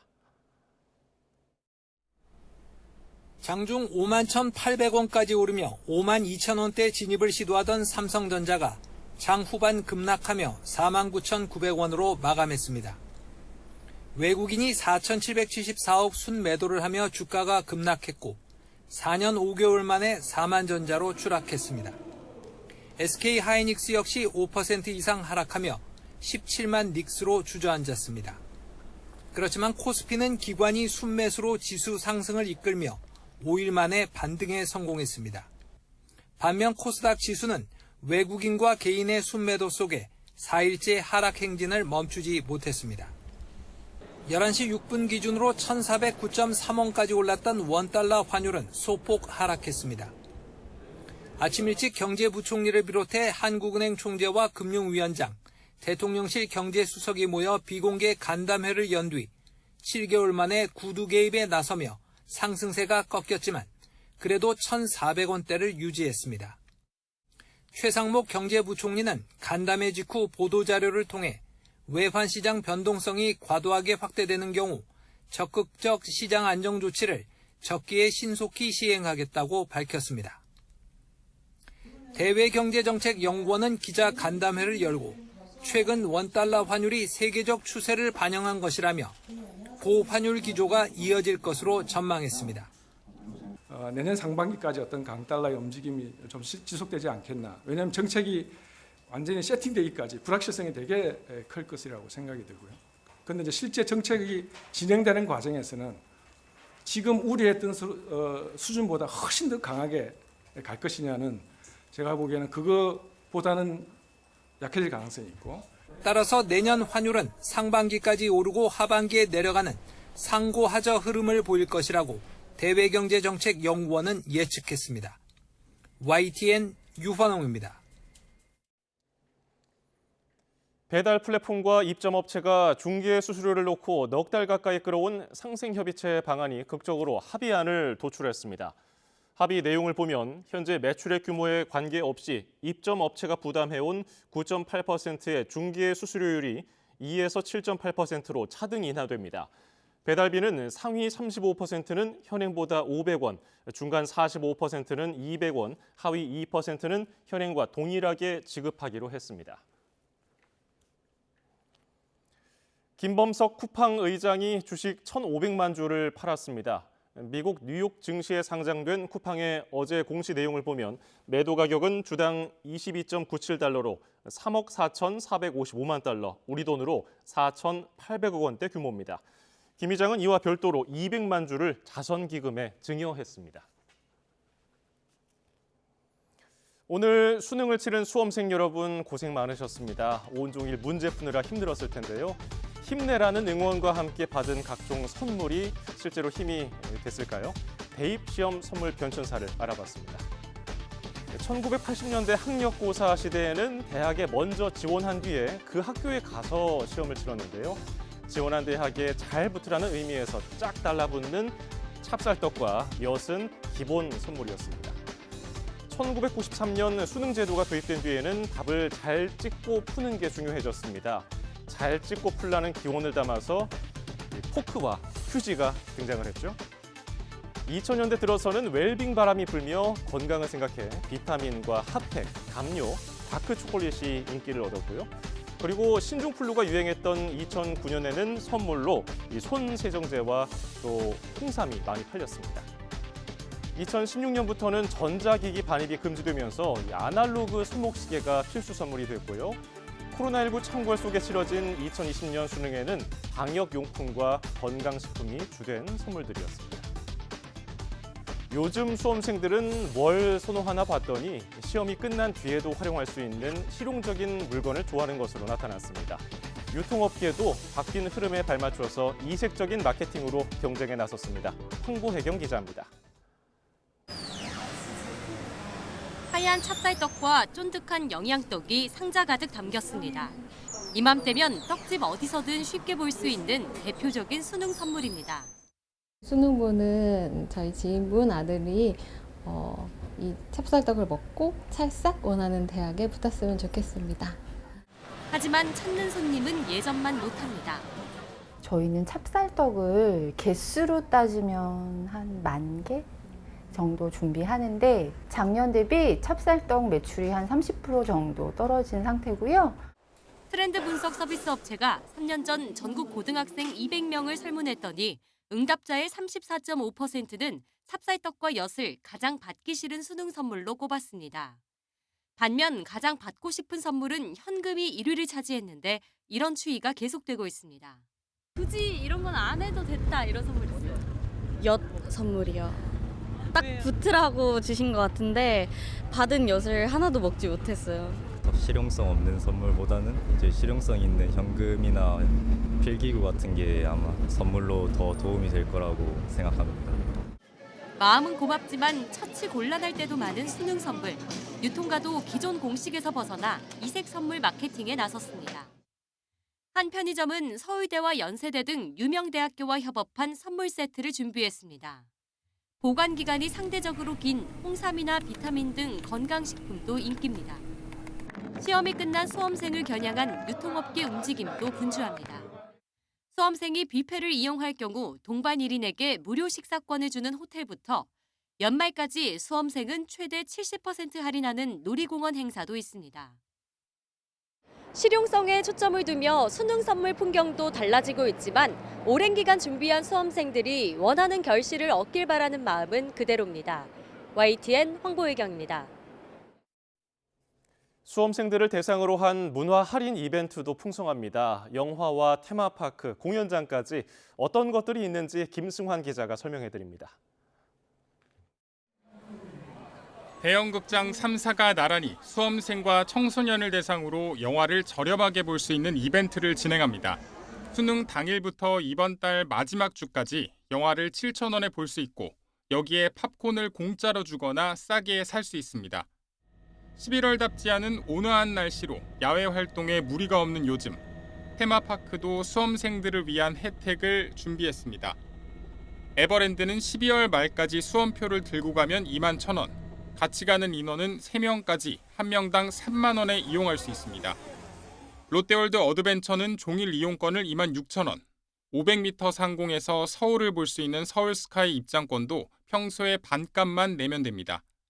서울랜드에서는 12월 말까지 수험생 본인과 동반 2인 등이 61% 할인된 가격에 이용권을 살 수 있고 코엑스 아쿠아리움에선 수험생에겐 40% 할인, 중고생들에겐 30% 할인 혜택을 줍니다. 세종문화회관은 만 7세부터 24세까지 서울시 예술단 공연을 70% 할인된 가격에 제공합니다.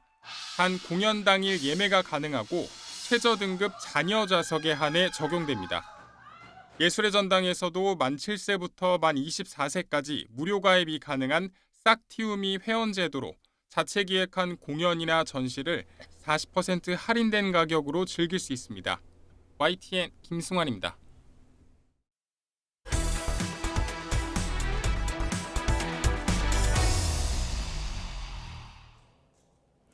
남의 시선을 의식하는 문화와 평생 한 번의 경사인데 웬만하면 참자는 분위기 속에 결혼 서비스 업체는 갑이나 마찬가지입니다. 무엇보다 깜깜이 가격이 문제인데요. 정부가 법을 만들어 가격 공개 등 관리 체계를 만들겠다고 밝혔습니다. 이승은 기자가 보도합니다. 눈 뜨고 코 베인다는 말, 결혼식을 치러본 청춘들은 실감합니다. 각 항목별 금액을 안 알려줘요. 위약금이 얼마가 발생할지도 안 알려주는데 그래서 결국 변경할 뭔가 일정을 변경하거나 업체를 변경할 상황이 돼서 문의드리면 그러면 계약금의 11%가 뭐 위약금으로 발생하세요 이러는데 전 제가 얼마에 계약했는지 몰라. 난 통으로 300만 알고. 제대로 가격 공개를 안 하니 경쟁도 안 돼서 웨딩플레이션이라는 말이 나올 정도입니다. 결혼 서비스 비용이 평균 2,500만 원인데 식장에 2천만 원, 스튜디오 촬영, 드레스 대여, 메이크업을 뜻하는 스드메에 500만 원 정도가 듭니다. 드레스 도우미도 필수, 심지어 스튜디오 촬영 시 간식 준비도 관행이 됐습니다. 업체들은 각종 항목을 쪼개서 비용을 올립니다.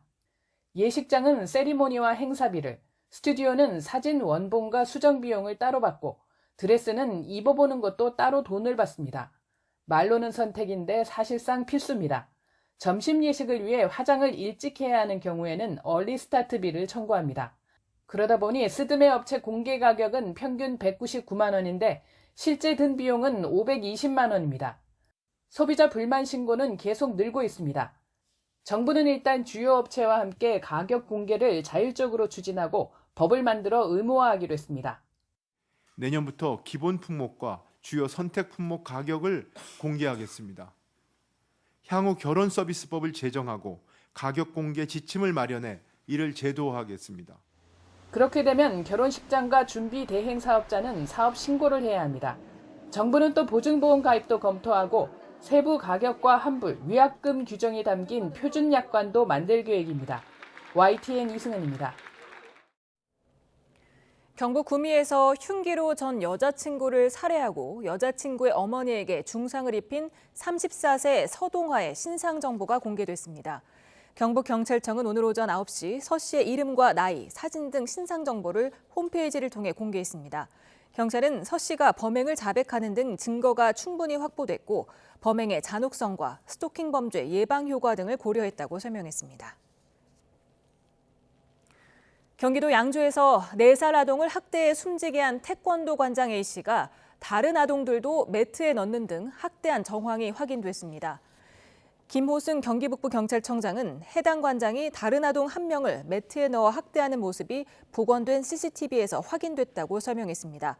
이외에도 숨진 아동에 대한 학대 피해 140여 건과 함께 다른 아동 등에 대한 신체적 학대도 다수 포착됐다고 전했습니다. 국제 멸종위기종 1급인 코모도 왕도마뱀 등 해외 희귀 생물을 국내로 밀반입하던 조직이 세관에 적발됐습니다. 인천공항 세관은 지난 2022년부터 올해 5월까지 외래 생물 1,800여 마리를 밀수한 14명을 관세법 위반 혐의로 검찰에 넘겼습니다.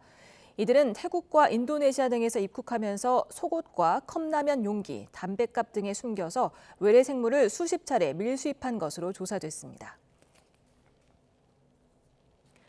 주차장에 있던 전기차에서 잇따라 불이 났습니다. 그런데 이번에 불이 난 차량 모두 국산 배터리가 장착돼 있었습니다. 보도에 이상곤 기자입니다. 연기로 뒤덮인 지하주차장에서 소방관들이 분주하게 움직입니다. 차에는 방수포가 덮여 있습니다. 수능일 새벽 충남 아산 한 아파트 지하주차장에 세워져 있던 벤츠 전기차에 불이 났습니다. 아파트에 있던 방수포로 차를 덮어 공기를 차단하고 특수 소화약제를 뿌려 2시간 만에 불을 껐습니다. 그 엔진 부분하고 그 차량 밑부분에서 불꽃이 보였고요. 열폭주는 한 2-3번 있었던 것 같아요. 방수포를 갖고 있다고 해서 그걸로 덮어서 다행히 번지는 걸 막았죠. 이 불로 주민 수백 명이 긴급 대피하고 지하 주차장에 있던 차들을 이동시키는 소동이 빚어졌습니다. 충전기가 꽂혀 있던 상태에서 시작된 불로 배터리가 있는 차 하부와 옆면이 검게 탔습니다. 2021년도에 산 EQC 400으로 국산 배터리가 장착돼 있었고 불이 나기 2시간 전쯤 충전이 끝났던 것으로 확인됐습니다. 피해차 주인은 지난 9월 어렵사리 받은 무상점검에서 배터리 이상은 없었고 문제가 확인된 모터만 교체했다고 밝혔습니다. 저는 한국 배터리 들어간 거랑 이 차가 벤츠라는 것에 대해서 신용은 너무 커져요. 사실 저는 지금 좀 충격적이에요. 경기 용인시 공세동의 전원주택 주차장에서도 전기차 화재가 발생했습니다. 다친 사람은 없지만 2020년식 아이오닉 전기차에 난 불이 옆 승합차에도 번져 2대가 탔습니다. 이 차에도 국산 배터리가 장착된 거로 전해졌습니다. 소방당국은 30분 만에 큰 불길을 잡았는데 충전 중 불이 난 것으로 추정하고 있습니다. YTN 이상군입니다. 윤석열 대통령이 페루에서 열리는 아시아 태평양 경제협력체 APEC 정상회의와 브라질의 주요 20개국 G20 정상회의 참석을 위해 출국했습니다. 윤 대통령은 이번 순방을 계기로 한미일 정상회담을 열고 한일, 한중회담 그리고 트럼프 당선인과의 회동도 추진합니다. 조용성 기자입니다. 윤석열 대통령이 배웅을 나온 정진석 비서실장을 비롯한 대통령실 참모진과 국민의힘 한동훈 대표 등 여당 인사들과 인사를 나눕니다. 뒤이어 공군 1호기에 올라 손을 흔든 윤 대통령은 APEC 정상회의가 열리는 페루 수도 리마로 출국했습니다. 지난달 초 동남아 삼국 순방에 이어 5박 8일간의 남미 순방길에 나서는 겁니다. 특히 페루 APEC 정상회의를 계기로 한미일 정상회의가 열립니다. 지난해 8월 캠프 데이비드 정상회의 이후 15개월 만이자 일본 이시바 총리가 함께하는 첫 정상회의입니다. 바이든 미국 대통령이 임기를 마치기 전 한미일 회담 개최 약속이 성사되면서 미국에서 이뤄질 것으로 전망된 별도의 3자 회담은 열리지 않을 예정입니다. 한미일 협력 체계를 제도적으로 정착시켜 나가면서 인태 지역의 평화와 번영을 증진하기 위한 삼국 공조 또한 심화시켜 나갈 것입니다. 이와 함께 한일 한중을 비롯한 정상회담이 잇따를 것으로 보입니다. 윤 대통령이 트럼프 당선인과 만날 가능성은 현실적으로 높지 않을 거로 전망되는 가운데 대통령실은 긴밀하게 소통을 이어가고 있습니다. 윤 대통령은 포괄적 전략 동반자 관계를 맺은 국가이자 광물자원 부국인 페루를 비롯해 중남미 국가들과 양자회담으로 실질적인 협력 성과를 내길 기대하고 있습니다. 대통령실은 이번 남미 순방의 의미로 글로벌 중추국가로서 책임 외교 구현과 규범 기반 국제질서 수호를 위한 국제연대 강화, 중남미로 외교 지평과 실질 협력 확대 등 3가지를 꼽았습니다. 이를 위해 윤 대통령은 권익 증진과 포용, 성장을 주제로 한 APEC 정상회의에 참석해 자유롭고 안정적인 무역 투자 환경을 조성하는 데 앞장서겠다고 강조할 계획입니다. 이후 브라질 리우데자네이루로 이동해 3년 연속 G20 정상회의에 참석해 기아와 빈곤 퇴치를 위한 인도적 지원 공약을 발표하고 국제사회의 동참을 촉구할 예정입니다. YTN 조용성입니다. 도널드 트럼프 미 대통령 당선인이 백악관에서 조 바이든 대통령과 만나 평화롭고 순조로운 정권 이양을 확인했습니다. 4년 전 대선 불복으로 바이든 대통령을 초대하지 않았던 트럼프 당선인은 정치는 어렵지만 오늘은 좋은 날이라면서 감사의 인사를 전했습니다. 워싱턴 홍상희 특파원입니다. 백악관 대통령 집무실 오벌 오피스에서 트럼프 당선인과 바이든 대통령이 나란히 벽난로 앞에 앉았습니다. 바이든 대통령이 먼저 악수를 청하며 대선 승리와 다시 백악관에 돌아온 것을 축하했습니다. Congratulations. And looking forward to having a, like we said, smooth transition. Do everything we can to make sure you're accommodated, what you need. And we're going to get a chance to talk about some of that today. So good. Welcome. Welcome back. 순조로운 정권 이양을 돕겠다는 말에 트럼프 당선인도 감사를 표했습니다. Politics is tough, and it's many cases not a very nice world, but it is a nice world today, and I appreciate it very much. A transition that's so smooth, it'll be as smooth as it can get, and I very much appreciate that, Joe.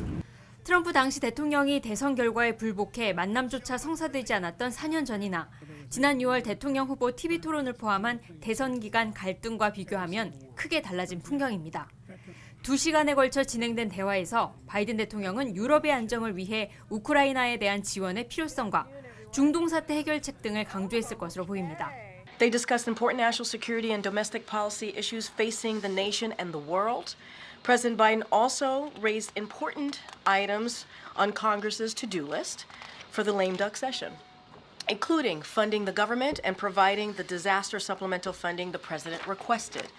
멜라니아 여사는 선약을 이유로 참석하지 않았는데 질 바이든 여사가 트럼프 당선인을 통해 축하 편지를 전했습니다.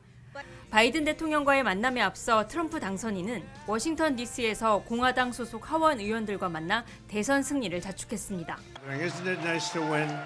It's nice to win. It's always nice to win. A lot of good friends in this room. So you know we had like historic kind of numbers, especially for the president. 이 자리에는 정부 효율부 수장에 내정된 일론 머스크 테슬라 최고 경영자도 참석해 존재감을 드러냈습니다. 그동안 트럼프 당선인이 대통령직 인수법에 따른 이해충돌 방지 서약을 제출하지 않고 인수팀의 양해각서 체결이 이루어지지 않으면서 인수 절차 지연에 우려가 제기돼 왔습니다. 바이든 대통령과 트럼프 당선인이 직접 만나 평화롭고 순조로운 정권 이양을 확인하면서 차질을 빚었던 정권 인수 절차가 곧 본격화할 전망입니다. 워싱턴에서 YTN 홍상입니다.